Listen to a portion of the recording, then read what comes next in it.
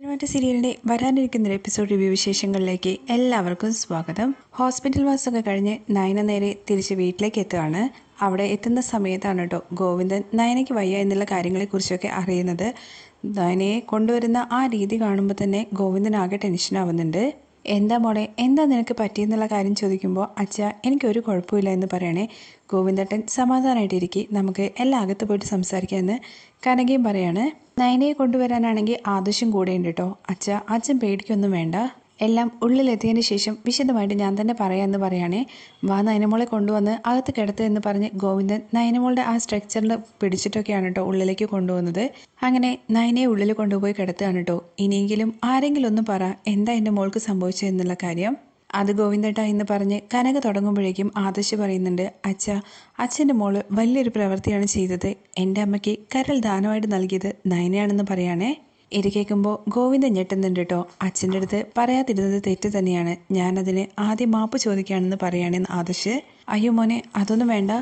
അപ്പോഴേക്കും നയന പറയുന്നുണ്ട്, ഞാൻ എൻ്റെ സ്വന്തം ഇഷ്ടപ്രകാരമാണ് ആദർശേട്ടൻ്റെ അമ്മയ്ക്ക് കരൾ ദാനമായിട്ട് നൽകിയത്. അച്ഛനറിയാലോ ആദർശേട്ടൻ്റെ അമ്മയുടെ ബ്ലഡ് ഗ്രൂപ്പും എൻ്റെ ബ്ലഡ് ഗ്രൂപ്പും സെയിം ആണ്. അത് റെയർ ഗ്രൂപ്പ് ആയതുകൊണ്ട് തന്നെ അങ്ങനെ ഒരു ഡോണറെ പെട്ടെന്ന് കിട്ടുക എന്ന് പറയുന്നത് ബുദ്ധിമുട്ടായിരുന്നു. അങ്ങനെ ഒരു സമയത്ത് ഞാൻ ആദർശേട്ടനും ആദർശേട്ടൻ്റെ അമ്മയും സഹായിച്ചില്ലെങ്കിൽ പിന്നെ എന്താ എൻ്റെ ജീവിതത്തിന് അർത്ഥമെന്ന് ചോദിക്കുകയാണേ. പിന്നെ എൻ്റെ അടുത്ത് ആരും നിർബന്ധിച്ചിട്ടൊന്നുമല്ല ഞാൻ ഇങ്ങനെ ചെയ്തത്. അച്ഛൻ്റെ അടുത്ത് മറച്ചു വെച്ചത് മറ്റൊന്നും കൊണ്ടല്ല. അച്ഛനൊരിക്കലും ഞാൻ പറയുന്ന കാര്യങ്ങൾ ഒരുപക്ഷെ ഉൾക്കൊള്ളാൻ വേണ്ടി പറ്റിയില്ലെങ്കിലോ അച്ഛന് വിഷമായാലോ എന്ന് കരുതിയിട്ടാണെന്ന് പറയുമ്പോൾ, മോളെ നിൻ്റെ മനസ്സ് എനിക്കറിയാം, എന്നാലും മോൾക്ക് അച്ഛനോടൊരു വാക്ക് പറയായിരുന്നു. മോൾ അവിടെ ഓപ്പറേഷൻ തിയേറ്ററിൽ കിടക്കുമ്പോൾ അച്ഛൻ ഇവിടുന്ന് സ്വപ്നം കണ്ടിട്ടായിരുന്നു മോൾക്ക് ചുറ്റും ഒരുപാട് ഡോക്ടർമാർ നിൽക്കുന്ന കാര്യങ്ങളെക്കുറിച്ചൊക്കെ. അപ്പോൾ എനിക്ക് തോന്നിയായിരുന്നു എൻ്റെ നയനമോൾക്ക് എന്തോ ആപത്ത് വരാൻ വേണ്ടി പോകുന്നു, പക്ഷേ ഒന്നും വരുത്തരുത് എന്ന് ഞാൻ പ്രാർത്ഥിക്കാൻ മാത്രമേ പറ്റിയിട്ടുണ്ടായിരുന്നുള്ളൂ. എന്തായാലും മോള് ചെയ്തത് വലിയൊരു കാര്യം തന്നെയാണെന്നൊക്കെ പറഞ്ഞിട്ട് നമ്മുടെ നയനയെ ആശ്വസിപ്പിക്കാനാണ് കേട്ടോ ഗോവിന്ദൻ ശ്രമിക്കുന്നത്. ഒരിക്കലും നയന ചെയ്തത് തെറ്റാണെന്നോ അല്ലെങ്കിൽ തന്നിൽ നിന്ന് ഇങ്ങനൊരു കാര്യം മറച്ചു വെച്ചു എന്നുള്ളതിൻ്റെ വിഷമമുണ്ടെങ്കിൽ പോലും ആദർശിനോടൊക്കെ എൻ്റെ നയനമോള് വലിയ മനസ്സുള്ള ആളാണെന്നും അവൾക്ക് ഇങ്ങനെയൊക്കെ ചിന്തിക്കാൻ വേണ്ടി കഴിയുള്ളൂ എന്നുള്ള കാര്യങ്ങളെക്കുറിച്ചൊക്കെ ഗോവിന്ദൻ അങ്ങോട്ട് പറയാണ് കേട്ടോ ചെയ്യുന്നത്. അങ്ങനെ ആദർശാണെങ്കിൽ മലയ്ക്ക് പോകാനുള്ള സമയമൊക്കെ അടുത്ത് വരികയാണ് കേട്ടോ. ദേവയാനിയും ഏകദേശം ഡിസ്ചാർജ് ആക്കാനുള്ള സമയമായിട്ടുണ്ട്. അങ്ങനെ എല്ലാവരും കൂടി ഒരു തീയതിയൊക്കെ നിശ്ചയിക്കുന്നുണ്ട്. പോകുന്നതിന് മുമ്പായിട്ട് ആദർശ് ഗോവിന്ദൻ്റെ കയ്യിൽ കുറച്ച് പണമൊക്കെ കൊടുക്കുന്നുണ്ട് കേട്ടോ.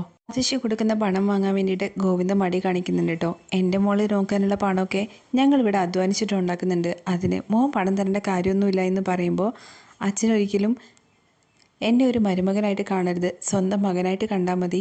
സ്വന്തം മകൻ അച്ഛൻ്റെ കയ്യിൽ പണം തരുന്ന സമയത്ത് അച്ഛനത് മേടിക്കാതിരിക്കുമോ എന്നുള്ള കാര്യം ചോദിക്കുകയാണേ. അത് കേൾക്കുമ്പോൾ ഗോവിന്ദന് വിഷമാവുന്നുണ്ട്. അപ്പോഴേക്കും നയന പറയുന്നുണ്ട്, അത് മേടിച്ചോ ആദർശേട്ടൻ മനസ്സ് നിറഞ്ഞു തരുന്നതാണ്. ഒരിക്കലും ഞാൻ ആദർശേട്ടൻ്റെ അമ്മയ്ക്ക് കരൾ ദാനമായി കൊടുത്തതിൻ്റെ പ്രതിഫലം അല്ല എന്നുള്ള കാര്യം പറയുകയാണേ. അങ്ങനെ അത് കേൾക്കുമ്പോൾ ആദർശിൻ്റെ അടുത്ത് നിന്ന് പണം മേടിക്കുന്നുണ്ട്. ഗോവിന്ദന് ഭയങ്കര സന്തോഷമൊക്കെ ആവുന്നുണ്ട് കേട്ടോ. അതുപോലെ തന്നെ ഇൻഷുറൻസ് എടുത്തതിൻ്റെ പേപ്പേഴ്സും കാര്യങ്ങളൊക്കെ കൊടുക്കുന്നുണ്ട്. എന്തെങ്കിലും ആവശ്യമുണ്ടെന്നുണ്ടെങ്കിൽ ഇനി ക്ലെയിം ചെയ്താൽ മതി എന്നൊക്കെ പറയാണ്. ഇതിൻ്റെ മന്ത്ലി പേയ്മെൻറ്റ്സും കാര്യങ്ങളൊക്കെ ഞാൻ അടച്ചോളാം എന്നൊക്കെ പറയുന്നുണ്ട്. അതുമാത്രമല്ല അച്ഛൻ്റെ അടുത്ത് മറ്റൊരു കള്ളും കൂടി ഞാൻ പറഞ്ഞിട്ടുണ്ട്, ഇത് വാടകയ്ക്കാണ് വീട് എന്നുള്ള കാര്യം. ഈ വീട് അച്ഛൻ്റെ പേരിൽ ഞാൻ മേടിച്ചതാണെന്ന് പറഞ്ഞുകൊണ്ട് ആധാരമൊക്കെ കൊടുക്കുന്നുണ്ട് കേട്ടോ. നമ്മുടെ ആദർശ് ഗോവിന്ദൻ്റെ കയ്യിലേക്ക് ഇതും കൂടി ആകുമ്പോൾ, മോനെ ഇതിനൊന്നും ഒരു ആവശ്യമില്ലായിരുന്നെന്ന് പറയുമ്പോൾ, അച്ഛൻ ഒരിക്കലും അങ്ങനെ പറയരുത്. ഞാനിനി എന്ത് ചെയ്തു കഴിഞ്ഞാലും അതൊക്കെ എനിക്കൊരു ചെറിയ കാര്യം ചെയ്യുന്നത് പോലെ തോന്നുള്ളൂ. കാരണം നിങ്ങളുടെ മകൾ അത്രയും വലിയൊരു കാര്യമാണ് എൻ്റെ അമ്മയ്ക്ക് വേണ്ടി ചെയ്തത്. അതിനൊരിക്കലും പ്രതിഫലമായിട്ടല്ല, പക്ഷേ ഒരു മകൻ്റെ സ്ഥാനത്ത് നിന്ന് ഈ വീട്ടിലെ എല്ലാ കാര്യങ്ങളും ഇനി ഞാൻ നോക്കൂ എന്ന് പറഞ്ഞിട്ടാണ് കേട്ടോ ആദർശ് അവിടെ നിന്ന് പോകുന്നത്. അങ്ങനെ ആദർശിന് നയനോടുള്ള ഇഷ്ടത്തെക്കുറിച്ച് എല്ലാവർക്കും ശരിക്കും മനസ്സിലാവുന്നുണ്ട്. അത് കഴിഞ്ഞ് ഒരിക്കലും ആദർശിൻ്റെ ഇഷ്ടം എന്ന് പറയുന്നത് അമ്മയ്ക്ക് കരൾ ദാനം ചെയ്തതിൻ്റെ പേരിലുള്ള ഇഷ്ടമല്ല എന്നും നയനോടുള്ള ആത്മാർത്ഥമായിട്ടുള്ള ഇഷ്ടമാണ് അതെന്നും അങ്ങനെ തന്നെ നിലനിൽക്കും എന്നുള്ളൊരു ഉറച്ച വിശ്വാസത്തിലാണ് കേട്ടോ എല്ലാവരും നിൽക്കുന്നത്. അങ്ങനെ ആദർശ് തിരിച്ച് വീട്ടിലെത്താണ്. അപ്പോഴേക്കും നയനയ്ക്ക് പുതിയ വീടെടുത്തെടുത്ത കാര്യവും അതുപോലെ തന്നെ നയനയാണ് കരൾ ദാനം ചെയ്തതെന്നുള്ള കാര്യങ്ങളെക്കുറിച്ചൊക്കെ ഒരു സംസാരം അവിടെ തുടങ്ങിയിട്ടുണ്ട്. അമ്മയ്ക്ക് കരൾ ദാനം നൽകിയ ആൾക്ക് വേണ്ടിയിട്ട് എന്തെല്ലാം ചെയ്തു കൊടുക്കുന്നത് നയനയാണെന്നുണ്ടെങ്കിലും അല്ലാൻ വേണ്ടി ശ്രമിച്ചു. എന്നിട്ട് അവൾ കരൾ ദാനമായിട്ട് നൽകി കഴിഞ്ഞ് കഴിഞ്ഞാൽ ആർക്കും സംശയം തോന്നില്ലല്ലോ. അതുമാത്രമല്ല അതിൻ്റെ പേരിൽ അവളുടെ വീട്ടുകാർക്ക് ഒരുപാട് പണം തട്ടാം എന്നുള്ള രീതിയിലൊക്കെയാണ് സംസാരങ്ങൾ നടന്നുകൊണ്ടിരിക്കുന്നത് കേട്ടോ. ഇതൊന്നും കേട്ടിട്ട് ഒരിക്കലും ആദർശിനോ മുത്തശ്ശിനോ മുത്തശ്ശിക്കോ ഒന്നും സഹിക്കാൻ പോലും പറ്റുന്നില്ല കേട്ടോ. അങ്ങനെ ആദർശിനിങ്ങനെ സംശയം തോന്നുകയാണ്. ഇതെന്തായാലും കണ്ടെത്തിയേ പറ്റുള്ളൂ, ആരാണ് അമ്മയ്ക്ക് വിഷം നൽകിയെന്നുള്ള കാര്യം. നയനയെക്കുറിച്ച് പറയുന്ന ഓരോരോ വാക്കുകളും നമ്മുടെ ആദർശിന് ഭയങ്കരമായിട്ട് കൊള്ളുന്നുണ്ട് കേട്ടോ. ജലജയും ജാനകിയാണെന്നുണ്ടെങ്കിൽ ആദർശിൻ്റെ പുറകെ നടന്നിട്ട് നയനയുടെ കുറ്റം തന്നെ പറഞ്ഞുകൊണ്ടിരിക്കുന്നത്.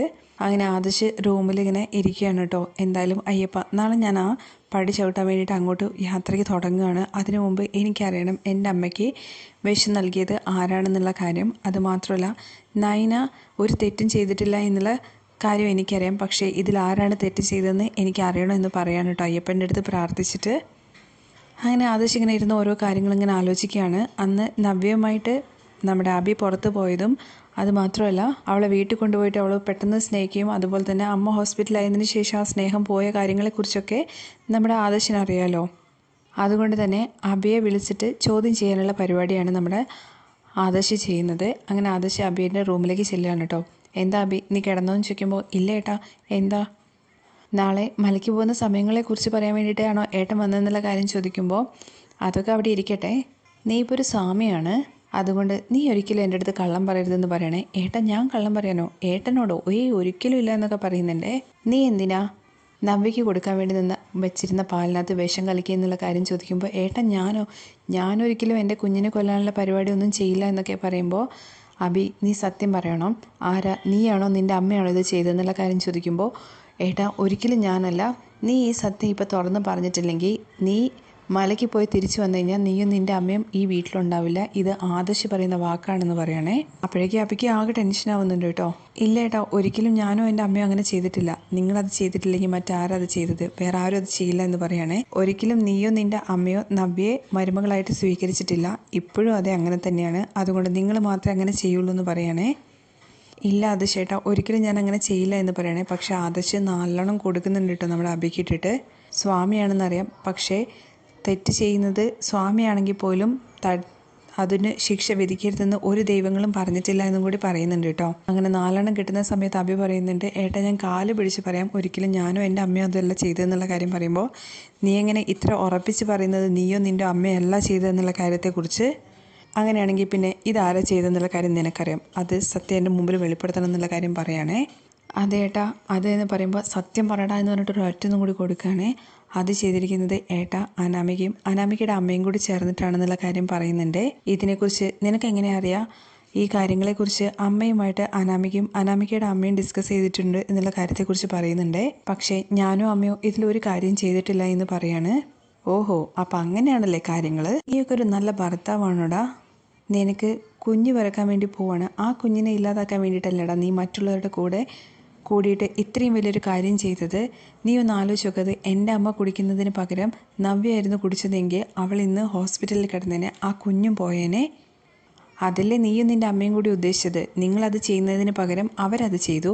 എന്തായാലും നന്നായിട്ടുണ്ടടാ. ഇനി എന്താ ചെയ്യേണ്ടതെന്നുള്ള കാര്യം എനിക്കറിയാമെന്ന് ആദർശ് പറയാൻ കേട്ടോ. അങ്ങനെ ആദർശ് നേരെ എല്ലാവരും വിളിപ്പിക്കുകയാണ് കേട്ടോ അവിടേക്ക്, ഹാളിലേക്ക്.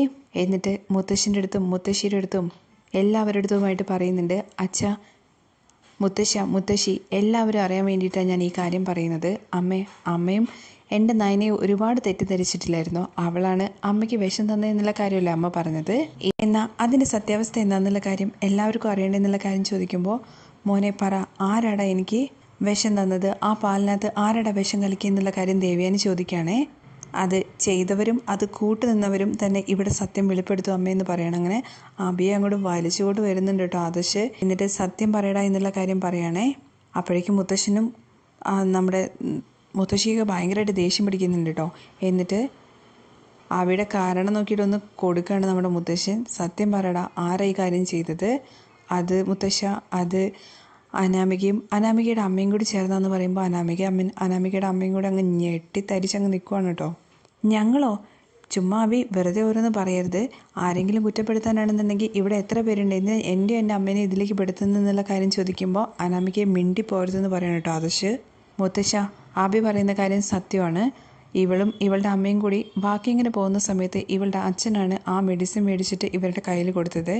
എന്നിട്ട് ആരും അറിയാതെ നവ്യയ്ക്ക് കൊടുക്കാൻ വേണ്ടിയിട്ട് ആ പാലിനകത്ത് അനാമികയാണ് വിഷം കലക്കിയതെന്ന് പറയണേ. അത് എന്തിനു വേണ്ടിയിട്ടാണെന്നും കൂടി നമ്മുടെ അഭി പറഞ്ഞു കൊടുത്തിട്ടുണ്ട്. ഇതിനു മുമ്പ് ഇവള് എല്ലാവരുടെയും വയറ് കേടാക്കാൻ വേണ്ടിയിട്ട് ശ്രമിച്ചപ്പോൾ നവ്യ ആ പായസം മാറ്റിയിട്ട് ഇവരെ കൊണ്ട് തന്നെ കുടിപ്പിച്ചു. അതിന് പ്രതികാരം വീട്ടാൻ വേണ്ടിയിട്ടാണ് അനാമിക അങ്ങനെ ചെയ്തതെന്ന് പറയാണ് കേട്ടോ. ഇത് കേൾക്കുമ്പോൾ മുത്തശ്ശൻ അങ്ങ് കാലിൽ തുള്ളി നിൽക്കുവാണ് കേട്ടോ. ഇനിയെങ്കിലും ദയവ് ചെയ്തിട്ട് ആരും നയനയെ കുറ്റപ്പെടുത്തുന്ന രീതിയിൽ സംസാരിക്കരുതെന്ന് ആദർശ് ഇങ്ങനെ അപേക്ഷിക്കുന്ന പോലെ സംസാരിക്കുമ്പോൾ നമ്മുടെ ദേവയാനിക്ക് അങ്ങോട്ട് കാലിൽ തുള്ളിയിട്ട് അനാമികയുടെ കാരണം തൊട്ടിട്ട് നോട്ട് പൊട്ടിക്കുകയാണ് കേട്ടോ. ആ രംഗത്തോട് കൂടിയിട്ടാണ് മറ്റൊരു എപ്പിസോഡിൻ്റെ രംഗം അവസാനിക്കുന്നത്. ഇതിൻ്റെ ബാക്കി വിശേഷങ്ങൾ കേൾക്കാൻ താല്പര്യമുണ്ടെന്നുണ്ടെങ്കിൽ യെസ് എന്ന് കമൻറ്റ് ചെയ്യണേ. താങ്ക്